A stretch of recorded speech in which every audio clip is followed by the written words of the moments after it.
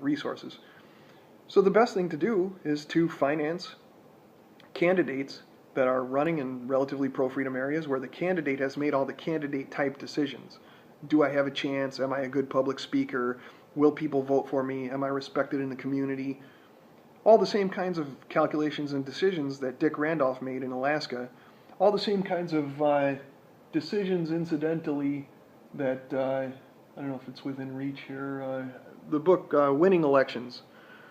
The Dick Simpson book or Fouchot college textbook about winning elections, and both are used as college textbooks, but either one is fine for those kinds of decision making, should a candidate run or not. And in order to find out if a candidate will run, and in order to find out if jury nullification message or jury independence message will be successful in their area, you essentially need polling or face-to-face polling, face-to-face feedback with the voter. You need a profile of every voter your campaign interacts with. So that's really important.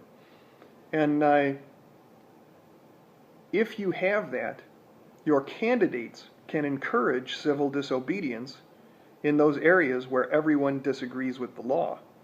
And that then brings you to the maximum peaceful amount of political power that libertarianism can wield in the current political process. And this political power can be wielded in all 50 states and all counties everywhere.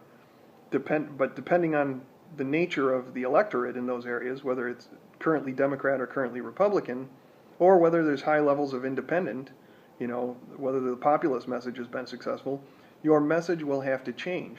And the things that you are encouraging civil disobedience on, the things that you are nullifying or encouraging the nullification of those laws, will be different in all those areas. So take, for example, somebody who believes in gun rights. A lot of times these people are Republican. They've been convinced that people who believe in gun rights don't believe in drug rights.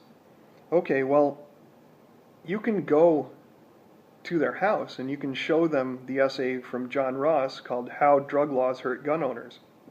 It's free online. You can copy it and print it off, or you can buy it. It was originally in the book form. If you want to support the author, you can buy the book called The New Prohibition, and that is a excellent book. It's right here once again. It's roughly what it looks like, though it's reversed, I guess. The New Prohibition, Voices of Dissent Challenge the Drug War. It's got arguments against the drug war from every different perspective, and the different perspectives will work. Some of the essays in this book will work in liberal areas, some will work in conservative areas. How drug laws hurt gun owners is the best thing for creating new libertarians that I've encountered. Because once you show gun owners that all of the tools of the drug war police are going to be used against them at some point, and you remind them of Waco and Ruby Ridge, they support drug rights. They say, well, yeah, I could vote not guilty in a drug case. And then you have to walk them through it. And, if they're not obviously morally committed people, don't bother, because they're just going to vote how mom and dad told them when they were young. But in that case, you won't successfully register them to vote as libertarians. So that registering them to vote as a libertarian, that's a form of signaling. That's really valid. That's actually the biggest gift that the existing police state has ever given to the libertarian movement. And for that reason, I wouldn't be surprised to see it go away. I wouldn't be surprised to see all the western states where they do party affiliation, or they do ballot access by party affiliation. If a political party has enough people registered as Democrats or Republicans or Libertarians, they gain access to the ballot, and they gain the ability to run primary candidates in those districts. I wouldn't be surprised if they basically said, oh, everybody gets to be on the ballot now. You don't have any reason to go out and register new voters into your party, because that actually is a stepping stone for third-party success. And it's a stepping stone toward jury nullification as well, if that third party supports jury nullification. Now, the Constitution Party is too stupid to support nullification. The Green Party is too stupid to support nullification. And the Reform Party is too stupid to support jury nullification. All those parties, they want state power. They want illegitimate state power in some way that is built into their platform. And the existing status quo, interestingly enough, in any way that you favor illegitimate state power, that's how the status quo attacks you. They attack you for not being libertarian enough when you run your campaign.